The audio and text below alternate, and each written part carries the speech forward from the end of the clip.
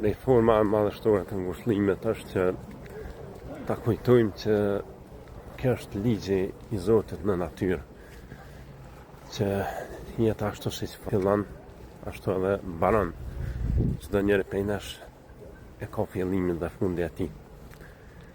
Dhe Allah i madhëshëm na lajmëron për këtë realitet në e tij kur thotë وَلَنَبْلُوَنَّكُمْ بِشَيْءٍ مِنَ الْخَوْفِ وَالْجُوعِ وَنَقْصٍ مِنَ الْأَمْوَالِ وَالْأَنْفُسِ وَالثَّمَرَاتِ.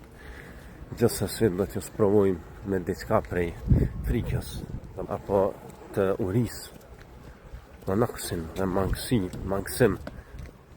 të shkafit prej të vetës suaj, domethënë për t'ju vdesë ndonjë kush i dashur, edhe të pasurisë dhe të fryteve.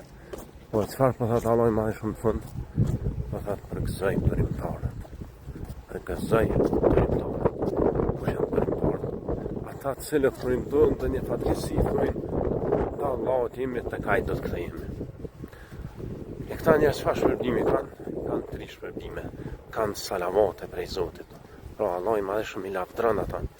U kanë nder më të madh se Zoti që siç me të lavdru ty para Paris të lartë të tengjeve atje oferti që ka. Me të përmen Zotin.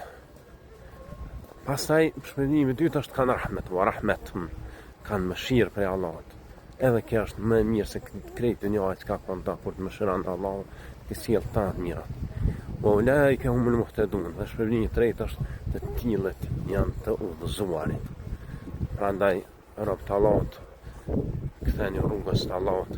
Edhe dine që ne ditë kemi me dek krejt. Dikush ma herë, dikush ma unë. Dikush me fritje, dikush befas. Kujtaj që keni me dek në ditë. Dhe nga ditë unë i përsprova se Allah i madhëshëm për thotë لَنَبْلُوَنَّكُمْ gjithsesi do t'ju sprovoj. Keni të gatshëm në mënyrë që kur të vjen të sprova ta përjetoni male.